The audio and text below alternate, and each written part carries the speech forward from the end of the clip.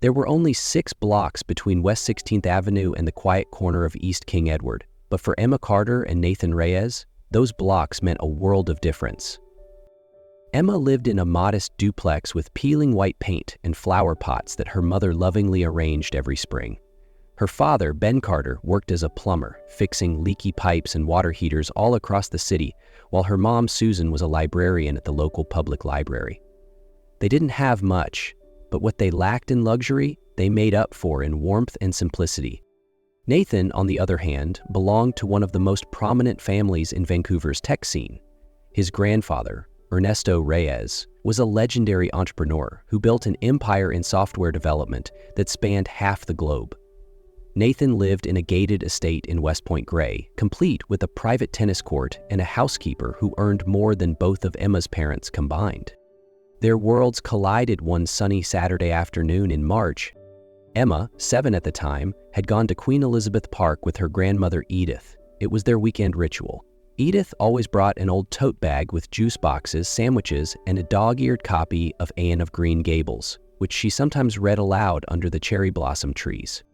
Nathan, 8, was sitting alone on the bright orange slide, poking at the screen of his brand new iPhone, a gift from his dad on his birthday, when Emma spotted him. "Do you want to play tag with me?" she asked without hesitation, wearing a denim dress with a butterfly patch and faded sneakers with untied laces. Nathan looked up, a little startled by her presence. Most kids didn't just walk up to him like that. "Sure," he said, standing up and putting his phone away. "I'm Nathan. What's your name?" "Emma?" She smiled, and just like that, a friendship was born.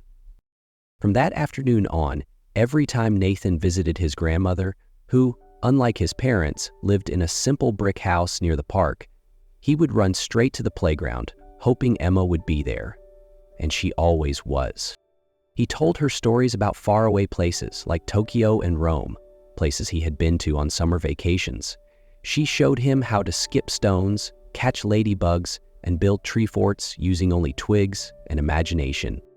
They were different in every visible way. He wore polished leather shoes, she wore mismatched socks. He had a private tutor, she helped her little brother with his spelling words. But in each other, they found something rare. Someone who truly listened. Someone who made them feel seen. One spring afternoon, sitting on the swing side by side, Nathan turned to her and said, "My dad says I'll take over the family company someday. I'll run it all." Emma looked at him, her brown eyes wide with wonder. "I want to be a teacher," she replied. "My mom says helping little kids learn is the most beautiful thing in the world." Nathan smiled, then added shyly, "Maybe. You could teach at the school I build when I'm older. So we can always be together." Emma felt something flutter in her chest, something she didn't yet have a name for, but it felt good, warm, like the way sunlight hits your face after days of rain. Their friendship continued pure and innocent, week after week. Emma would count the days until Saturday. She'd invent new games to impress Nathan, dream about seeing him on weekdays, and feel her heart sink every time he had to leave. Nathan, despite his life filled with gadgets and private tutors, realized he only truly laughed when he was with her. With Emma, he could just be a kid, not the Reyes heir, not the future CEO, just Nathan. But childhood has a way of slipping through fingers faster than we realize. One December afternoon, with tears welling up in his eyes, Nathan told her the news. "I'm leaving, Emma. My parents got me into a boarding school in Switzerland. They say I need to prepare for the future." Emma felt the world spin around her. "But you'll come back, right?" she whispered. He reached out and took her small hand. "Of course. And when I do, you'll be right here, won't you?" She nodded, voice trembling. "I'll always wait for you." He left one snowy January morning. Emma didn't get to say goodbye in person. Her family didn't have a car and the airport was too far. But she gave his grandmother a bracelet she made from colorful thread and a photo of the two of them that Edith had taken under the cherry blossoms. Nathan carried both in his suitcase, tucking them beside his favorite book. Emma, meanwhile, placed the little wooden airplane he gave her on her nightstand, next to a folded note that simply said, "Promise you'll wait?" She did, and that promise would stay in her heart for the next 15 years. It had been 15 years since Emma Carter last saw Nathan Reyes. Now 24, Emma's life was a modest one, just the way she liked it. She lived in a cozy 2-bedroom apartment in the Kitsilano neighborhood, which she shared with her best friend, Mia, a night shift nurse with a sarcastic sense of humor and a heart of gold. Emma worked as a kindergarten teacher at Cypress Grove Elementary, a public school nestled between a line of maple trees and a community garden. She earned just enough to get by, but her days were filled with laughter, glue sticks, and little hands learning to write their names. That Thursday afternoon, the sun was spilling golden light across the sidewalks of downtown. Emma had just finished a postgraduate class in child psychology at the University of British Columbia and decided to stop at Café Nativo on Granville Street to grade her students' weekly art projects. The cafe was her quiet haven, a place with worn wooden tables, indie music humming in the background, and a caramel latte that always came with a tiny biscotti. She walked in, tucked a curl behind her ear, and scanned the back tables for her usual spot. But just as she took a step forward, something in the air shifted. A voice at the counter, low, smooth, undeniably familiar, broke her rhythm. "Espresso, no sugar, please." Emma froze mid-step. That voice, her heart did something strange. Stumbled, maybe, or leapt, or both. She turned her head slowly, almost afraid it was a trick of memory. And then she saw him, standing at the barista counter in a sharp navy suit that probably cost more than her entire month's rent, his hair a bit longer, his jaw more defined, but those eyes, those deep, thoughtful eyes, were unmistakable. Nathan Reyes. He hadn't seen her yet. Emma's breath caught in her throat. She could have slipped away, could have walked out and pretended she never saw him. But something rooted her to the ground. He turned around, cup in hand, searching for a seat. Their eyes met, and in that instant, 15 years melted into nothing.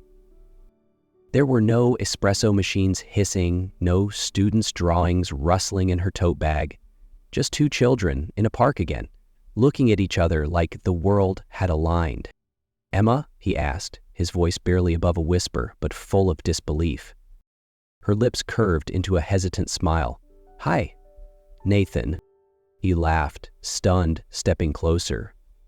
"God, I can't believe it's you. You're taller," she teased, her voice shaking slightly. "You haven't changed a bit," he said, eyes wide with a kind of awe that made her cheeks flush. He pulled out the chair across from her without asking, as if no time had passed at all. What was meant to be a quick coffee turned into hours of catching up. He told her about the years in Switzerland, how cold the dorm rooms were, how much he hated the food, about MIT and the endless nights building software that eventually caught the attention of investors in Silicon Valley, about returning to Vancouver 2 years ago to run his family's company after his grandfather fell ill. Emma told him about Cypress Grove, about Mia and her cat, about her kids who thought the moon was made of cheese and the sun was a lemon. They laughed, they reminisced, they marveled at how strange and beautiful it was to meet again like this, without planning it, without warning. "So," Nathan asked, leaning back in his chair, coffee cup long emptied, "you became a teacher, just like you said you would." Emma smiled, fingers tracing the rim of her mug. "And you became a tech mogul, just like they said you would." He shook his head. "Honestly, I'd trade a boardroom full of investors for 10 minutes in your classroom." She looked at him carefully. "I'm not sure you'd survive snack time." They both laughed. Then came a pause, not awkward, but charged, as if both were quietly realizing that something old was still very much alive between them. Nathan leaned forward slightly. "You know, I've traveled a lot, lived in 6 countries, met incredible people, but there was always this emptiness I couldn't explain." Emma tilted her head, curious. "What kind of emptiness?" Like I was looking for something I lost a long time ago, he said. And today, I think I found it. Emma didn't know what to say. Her heart was thudding so loud she was sure he could hear it. Before she could answer, he asked gently, "Can we meet again?" She nodded slowly. "I'd like that." That night, as she walked home under the soft pink glow of cherry blossoms blooming on her street, Emma felt something inside her shift, like an old door creaking open after years sealed shut. She had no idea what the next days would bring. But one thing was clear. Nathan Reyes was back, and so was everything she had buried with his absence. It had been only 3 weeks since that fateful day at Cafe Nativo, and yet, it felt like Emma and Nathan had slipped into a rhythm that had taken years to form. They met often, sometimes for coffee, other times for walks along the seawall, or just to sit at the park where they first met as kids. They talked about everything and nothing. Emma never asked about Nathan's wealth, and Nathan never treated her like someone beneath his world. For the first time in years, both of them felt seen, like no masks were needed, like time had waited patiently for their hearts to align. But everything changed on a quiet Friday night. Emma had just finished grading a stack of math worksheets when her phone buzzed with a message from Nathan. "Can I come by? I need to talk to you, it's important." 15 minutes later, he was standing at her door. No suit, no watch that cost more than her rent. Just jeans, a black sweater, and a look in his eyes that unsettled her. They sat on the worn-out couch in her small living room, the TV playing softly in the background. Mia wasn't home, thank God. Nathan was unusually quiet, fingers tapping the edge of a coaster she had crocheted herself. He finally looked up, and when he spoke, his voice was lower than usual. "My grandfather doesn't have much time left," he began. "His cancer's advanced." Emma's face softened. "Nathan, I'm so sorry. I know how much he means to you." He nodded but didn't say thank you. Instead, he continued, "There's something else, something complicated." She straightened her posture slightly, sensing the shift in the air. "In his will," Nathan said slowly, "there's a clause. In order for me to inherit the full estate and company, I have to have a legal heir, a child. It was his way of ensuring the family legacy continues." Emma blinked. "That's intense." "I thought so too," he said. "But he's from another generation. To him, legacy means bloodlines and names carved into marble plaques." She gave a small, uneasy laugh. "And what does it mean to you?" Nathan didn't answer right away. Then he said, 3 months ago, I was diagnosed with severe azoospermia. Basically, I can't have children naturally. The chances are less than 1%. Emma's breath hitched. "I've consulted specialists across Canada, even in Germany. The odds are brutal, and my grandfather, he doesn't know yet. I don't want him to go thinking everything he built will end with him." Emma swallowed. "Nathan, why are you telling me this?" He took a deep breath. "Because I've thought about every possible option, every surrogate agency, every legal workaround, and nothing feels right." His voice trembled slightly, then steadied. "I trust you, Emma. I've always trusted you. Even as a kid, you were the only person who ever really saw me." She stared at him, heart beginning to race. "I was wondering," he said gently, "if you'd consider being the mother of my child." The words landed like a thunderclap in a silent sky. For a moment, Emma thought she'd misheard him. She blinked at him, stunned. "You mean be your surrogate?" "Not exactly," he clarified. "I'd use a donor with physical traits similar to mine. It would be insemination. Legally, the child would be mine, but I'd want you to carry it, to give it life." She stood up, pacing toward the window as if fresh air might clarify things. "You're asking me to grow a child inside me and give it to you?" she whispered. "I know how crazy it sounds," Nathan said quickly, "and I would never expect this from anyone else. But you, I know your heart. I know you wouldn't do it for money or leverage. You'd do it because you care, and I promise," he paused, "you wouldn't be left alone in any of it." Emma turned around slowly. "You really think I could carry your child then just walk away?" "No," he said quietly. "You'd be part of their life. I'd want you to be. Like an aunt maybe, a guide, someone they know and trust." Her voice cracked. "An aunt?" Nathan flinched, hearing how cold it sounded when spoken aloud. She stared at him. "Do you even hear yourself? You're asking me to make a lifetime decision for a contract." "I would offer compensation," he added hesitantly. "More than fair, a condo, monthly payments, medical expenses covered." "I don't care about the money," she snapped, her voice louder than she intended. "I care that you're asking me to change my entire life for a child I won't get to fully mother, for a man who may not even love me." Silence fell again. Then Nathan said quietly, "I didn't come here to make you feel used. I came here because if there's anyone in the world I'd trust to bring a life into it, it's you." Emma turned back to the window, tears stinging her eyes. She didn't say yes, she didn't say no. That night, after Nathan left, Emma sat on the floor of her bedroom, clutching the blanket her grandmother had knitted when she was 10. She thought about the boy from the park, the friend who had once asked her to work at his company so they could always be together. Maybe this wasn't what she imagined, but maybe, just maybe, this was her only chance to hold on to a piece of him. Forever. Emma said yes 1 week after Nathan's proposal. She called him early on a Monday morning, voice barely louder than a whisper. "Nathan, I'll do it." Silence on the line, and then, "Are you sure?" She closed her eyes, one hand pressed over her heart. "No," she admitted. "But I know I trust you, and somehow I think this matters." By the end of that week, they were sitting in the glossy office of a top fertility specialist in downtown Vancouver. Papers were signed, contracts reviewed, medical appointments scheduled. Nathan insisted on paying for everything, from premium insurance to organic supplements from Europe. He never brought up the financial arrangement again. He just showed up. For every scan, every blood test, every 6 a.m. checkup, he was there.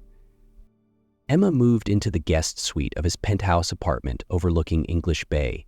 It was modern, quiet, filled with soft, neutral tones, and far too elegant for her simple tastes. The bedroom was larger than her entire apartment. There were fresh flowers delivered every Monday. The kitchen was stocked with everything she might crave, even though she insisted she could cook just fine on her own. But Nathan didn't want her to worry about anything. "You're growing a life," he told her one evening, pouring her a ginger tea to help with nausea. "Let me grow everything else around you." At first, she tried to keep her distance. It was supposed to be a transaction, logical, practical. But Nathan was impossible to keep out. He started knocking gently on her door each morning, asking how she slept. He brought her muffins from her favorite bakery on Main Street. When she casually mentioned missing butter croissants from the cafe near her old place, he sent his driver at dawn to pick them up. Daily. They ate dinner together in the quiet glow of the kitchen island, talking about baby names and childhood books. He listened when she told stories about her students, how one of them refused to color inside the lines because "the sun is bigger than the sky, Miss Carter." And when she said she missed reading to children, he built a little reading nook in the corner of the living room just for her. And slowly, her walls began to fall. In week 12 of the pregnancy, they had the first ultrasound. Emma lay back on the exam table, shirt lifted, belly still flat but tender. Nathan stood beside her, holding her hand as the doctor applied the cold gel and moved the probe. And then, a flicker, a tiny, beating heart. A new beginning. "There's your baby," the doctor smiled. "Right on track." Nathan's breath caught in his throat. That's our baby?" Emma looked at him sharply. "Our?" Nathan's eyes never left the screen. "Sorry, I meant the baby." But something in the way he said "our" stayed with her. From that day forward, he was different, more involved, more present. He came home earlier, turned down networking events, canceled meetings if she had a doctor's appointment. He bought books on fetal development, neuroscience, even pregnancy nutrition. His coffee table soon resembled a medical library. One night, while she lay curled up on the couch reading Goodnight Moon out loud to the growing life inside her, he stood behind her, arms crossed, listening silently. "You're going to be an amazing mom," he said softly. She looked up. "And you?" He looked startled. "What do you mean?" She turned the page, then met his gaze. "Do you think you'll be a good dad?" He paused, then nodded. "I want to be." In week 17, the baby kicked for the first time. Just a flutter, like butterfly wings brushing inside her. She gasped, sitting up. Nathan rushed over. "What's wrong?" Emma took his hand and placed it on her belly. "Wait, just wait." A few seconds passed. Then, kick. Nathan's eyes widened in wonder. "Did you feel that?" Emma smiled. "I think someone likes your voice." He chuckled, then leaned down and spoke near her belly. "Hey, little bean, it's your dad. Thanks for saying hi." Something shifted inside Emma. Not just her body, her heart. Their nightly routine became sacred. After dinner, Nathan would join her in her room. He'd place his hand on her growing stomach and talk to the baby. He told stories about his childhood, about the places he wanted to take them. Banff, Tokyo, the redwood forest. He spoke in a voice softer than she'd ever heard from him. Emma would read aloud, sometimes fairy tales, sometimes poetry, and together they created a quiet, glowing world where the only thing that mattered was the life between them. And perhaps the love growing silently alongside it.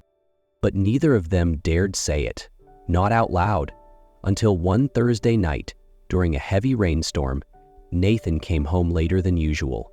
His hair was damp, his coat unbuttoned, his expression serious. Emma was already in bed, reading The Velveteen Rabbit. She looked up. "Everything okay?" He hesitated at her door. "Can I come in?" She nodded. He sat at the edge of the bed, staring at his hands. "I had a big investor meeting today. I was supposed to present a new product line, but I couldn't focus." Emma set her book down. "Why?" He looked at her. "Because I spent the whole day thinking about you, about the baby, about how I used to be so sure of everything until you walked back into my life." He took a breath. "I don't know when it happened. Maybe it was the first time I saw you again, or when you agreed to carry this child, or the way you talk to him like he already understands, but Emma," his voice cracked, "I've fallen in love with you." Emma froze. "Nathan, I know it's complicated," he rushed to say, "and I know you didn't sign up for this, but I can't pretend anymore. I love you, not because of the baby, not because of what you're doing for me. I love you because you're you." Tears welled in her eyes. "I thought I was the only one," she whispered. "What?" "I've loved you since I was 8 years old." He laughed softly, wiped his eyes and kissed her, slow, tender, reverent. It wasn't perfect. It wasn't convenient, but it was real. And that night, for the first time, they slept beside each other, not because of an agreement, not because of duty, but because they couldn't bear to be apart. Outside, the rain continued. Inside, two hearts beat closer than ever before. And between them, a child stirred, growing in warmth, growing in love. It had been a beautiful Saturday morning. Emma had just reached the 24th week of her pregnancy. Her energy was better. The nausea had passed. The baby, whom they now called Peanut, was kicking more regularly. Nathan had planned a quiet breakfast for the two of them on the rooftop terrace, complete with fresh berries, croissants, and decaf lattes. They were talking about crib colors when Nathan's phone buzzed. He glanced at the screen. Dr. Murray, fertility clinic. His expression shifted. "Sorry, I need to take this," he said, stepping away. Emma kept sipping her tea, unaware that everything was about to change. 10 minutes later, Nathan returned. His face was pale, eyes distant. She set down her cup. "Is everything okay?" He sat slowly, almost as if his body had turned to stone. "There's been a mistake." Emma froze. "What kind of mistake?" Nathan ran a hand through his hair. The lab just finished an internal audit. Apparently, months ago, my test results got switched with someone else's. She blinked. Switched? My infertility diagnosis. It wasn't mine. The azoospermia. It belonged to another patient. Emma's heart stopped. What are you saying, Nathan? I'm not infertile, he whispered. I never was. I can have children. Naturally. The world around her tilted. The air grew thin. She stood up too quickly, her chair scraping against the patio floor. You never needed me, she said quietly. No, Emma, it's not. You never needed me, she repeated, louder now. Not really. This whole thing, the contract, the pregnancy, all of it, it was based on a lie. I didn't know, Nathan said, panicked. I truly thought. She stepped back, hand over her belly as if shielding the baby from the emotional storm. About now you do know, she whispered. And I need to know something too. He nodded, his breath catching. Anything. If you'd known the truth from the beginning, that you could have a baby with anyone you chose. She paused, pain in her voice. Would you have ever looked at me? Nathan's lips parted, but he hesitated. Just 2 seconds. But 2 seconds were too long. Emma's face crumbled. You hesitated, she said, tears slipping down her cheeks. Emma, please? I need to go, she said. I can't do this. I thought I could, but now I don't even know why I'm here. By the time Nathan realized she had packed her suitcase, it was too late. She had called Mia to come pick her up. She didn't say goodbye. She didn't look back. All she left behind was a note, scrawled in her soft handwriting on a sticky note stuck to the fridge. Please don't follow me. I need time. The days that followed were gray and endless. Nathan called, texted, sent flowers, letters, even recorded voice messages reading baby books aloud. Emma didn't respond. She stayed at Mia's place in a quiet apartment 2 neighborhoods away, where she cried until her chest ached, curled up on a futon surrounded by takeout containers and guilt. Maybe I was just convenient, she told Mia one night, voice hollow. Mia didn't reply. She simply wrapped an arm around her friend and held her while she sobbed. Meanwhile, Nathan couldn't function. Meetings were missed, emails unanswered. Even his assistant grew worried when she found him staring blankly at his office wall. His grandfather, who had grown increasingly frail, visited one afternoon and found Nathan completely unraveling. Do you love her? The old man asked, voice rasping with age but still sharp. I do, Nathan said without hesitation. Then why the hell are you sitting here? She laughed. So go get her. She won't let me. Then earn your way back, his grandfather said. Real love doesn't come without pain. And it sure as hell doesn't quit at the first mistake. 2 weeks passed. Emma kept silent, and Nathan kept writing. Pages and pages in his journal. Words he wished he could say to her. And every night, in the quiet of his penthouse, he would stand in what would have been the nursery and stare at the untouched crib. Peanut, he whispered one night, I hope you know, your mom is the bravest, kindest, most beautiful person I've ever known. And I don't deserve her. But I'm going to spend the rest of my life trying to. Vancouver General Hospital, week 33 of pregnancy. It started with a cramp. Sharp, sudden, enough to stop Emma mid-step in the hallway of Mia's apartment. She pressed a hand to her belly, then another. Then she gasped. Her legs buckled. Pain rippled through her lower back like a wave. Mia rushed in from the kitchen. Emma, I think something's wrong. Within minutes, they were speeding toward the hospital, Emma clenching the seatbelt, teeth gritted, panic rising. The contractions were too early, too close. Hold on, Peanut, she whispered between breaths. Not yet, please. Not yet. In the ER, everything blurred. IV lines, doctors, lights above her head. She heard phrases like placental abruption, preterm labor, emergency C-section. Then the question came, is the father on his way? Mia looked down at Emma, who shook her head weakly. No, she whispered. "Don't call him." But Mia didn't listen. She slipped out into the hallway and pulled out her phone. With shaking fingers, she typed one word to Nathan. Hospital. Emergency. Emma. Nathan was at a late board meeting when the message flashed on his screen.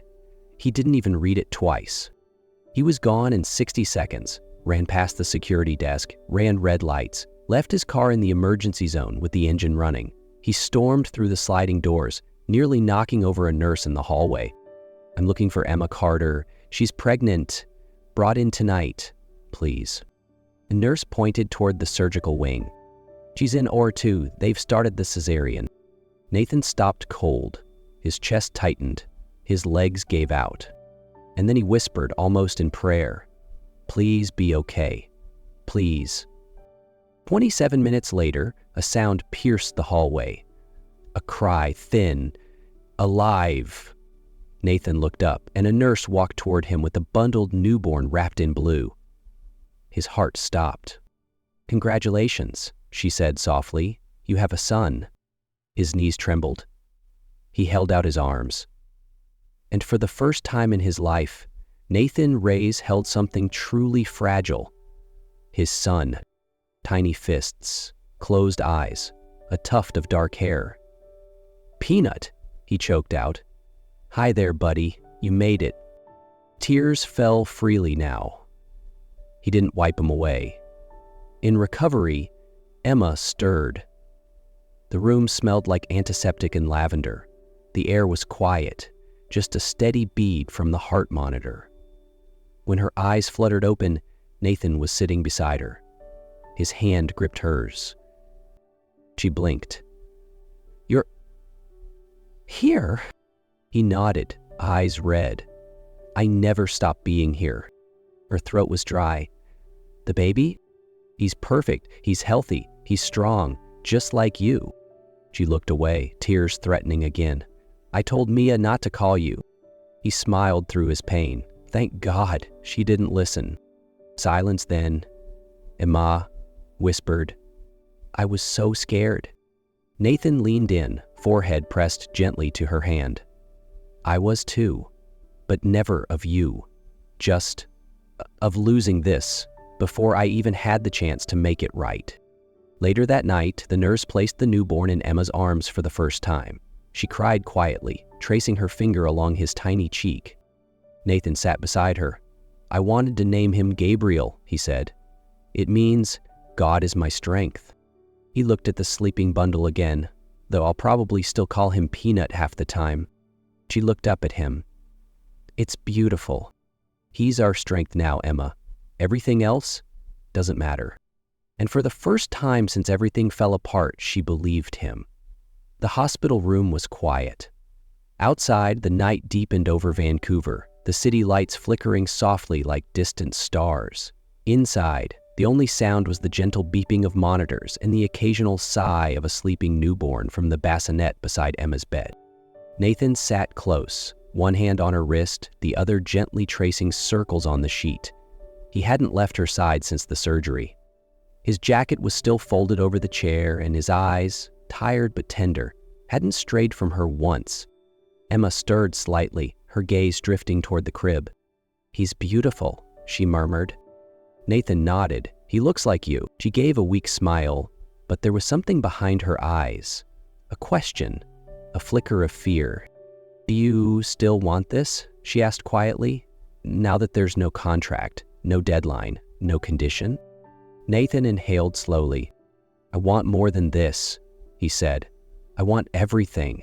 I want late-night feedings and spilled cereal and watching Gabriel grow up with your smile and your strength." He reached into his coat pocket. For a moment, he hesitated, then pulled out a small box, slightly worn at the edges. "I bought this long before we knew anything," he said. "Before contracts, before tests, before second chances." Emma's breath caught as he opened the lid. Inside was a delicate gold ring with a single sapphire, deep blue like the ocean after rain. Nathan's voice was rough now, laced with emotion. "Emma Carter, I'm not asking you to be the mother of my child. You already are, in every way that matters. I'm asking you to be my forever, my peace, my chaos, my home.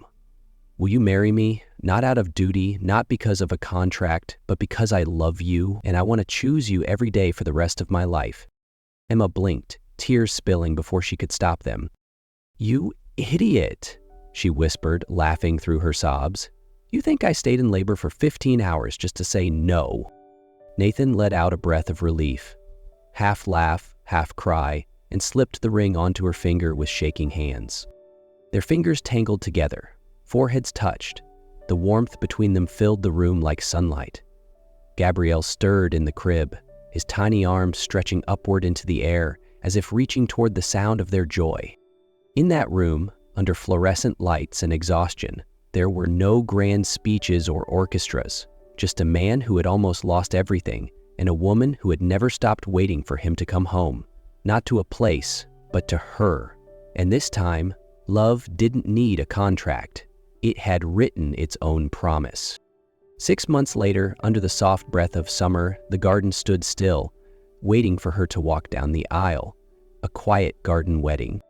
There were no fireworks, no guest lists with hundreds of names, just 20 folding chairs on a small lawn in Stanley Park, a string quartet playing Clair de Lune, and a little baby in a tiny gray suit nestled in the arms of his Aunt Mia.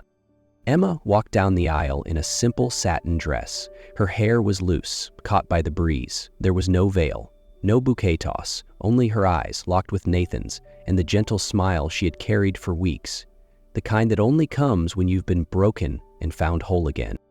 Nathan wore a navy ghoul suit, the same one he wore the day they reunited at the cafe, but today he wasn't a CEO or the Reyes heir. He was just a man in love. They wrote their own vows. Nathan's voice trembled as he held her hands. "I once thought love had to be perfect to be real. Then you came back into my life carrying everything I thought I'd lost. You gave me a family, not just with our son, but with your strength, your laughter, your quiet courage. Emma, you are my home." Emma's voice was steady, but her eyes glistened. "You were never the boy who had everything, Nathan. You were always the boy who gave everything, even when you didn't know it. Loving you wasn't part of my plan, but it was always part of my heart." They kissed. Gabriel babbled at the perfect moment, and everyone laughed. The reception was a picnic, just sandwiches, fresh fruit, and lemon cupcakes on a checkered blanket beneath a maple tree. Mia gave a toast filled with both sarcasm and tears. Nathan's grandfather, now frail in a wheelchair, raised a glass and called Emma the best decision our family has ever made. As the sun began to set, Emma danced barefoot on the grass, with Gabrielle in her arms, while Nathan watched, completely captivated. He had never seen anything so beautiful. 1 year later, Emma opened a small preschool in Kitsilano, Little Light Academy, where kids learned not just numbers and letters, but kindness and creativity. She spent her mornings surrounded by finger paint and crayon drawings, and her afternoons chasing Gabriel through piles of building blocks. She was exactly where she belonged. Nathan worked fewer hours. He no longer aimed to conquer the tech world. He just wanted to be home for dinner, to read bedtime stories, to rock Gabriel to sleep. His life had shifted, slowed, softened. It was better this way. And then came Sophie. Their daughter arrived on a warm spring evening, red-faced and fierce from the moment she entered the world. She had Emma's eyes and Nathan's stubborn jaw. Gabriel, now a toddler, brought her plush toys and introduced her to the family golden doodle as my sister. The house echoed with giggles and lullabies and the occasional crash of toy trucks. And sometimes, in the soft glow of morning, Emma would find Nathan lying on the rug, Gabriel asleep on his chest, Sophie curled against his side, and think, this is what love looks like. And in all the chaos, Emma and Nathan would sometimes steal a moment just to sit on the back porch, holding hands in silence. Not everything was perfect, but everything was real. One summer evening, as the sky turned sherbet pink and the kids were finally asleep, Nathan turned to Emma. "If someone told me 15 years ago that the girl from the park would be my wife," Emma smiled, "you wouldn't have believed them. I would have chased her harder." She laughed. "Good thing you didn't. You might have scared her away." He leaned in, kissed her temple. "Thank you for saying yes. To all of it, even when it was messy, even when it hurt." She looked at him, her heart full. "I'd say yes again, 1,000 times." And in that quiet moment, beneath a sky of fading gold and dreams come true, they both knew love hadn't found them by chance. It had been there all along, waiting to bloom, waiting to grow, waiting to become a family.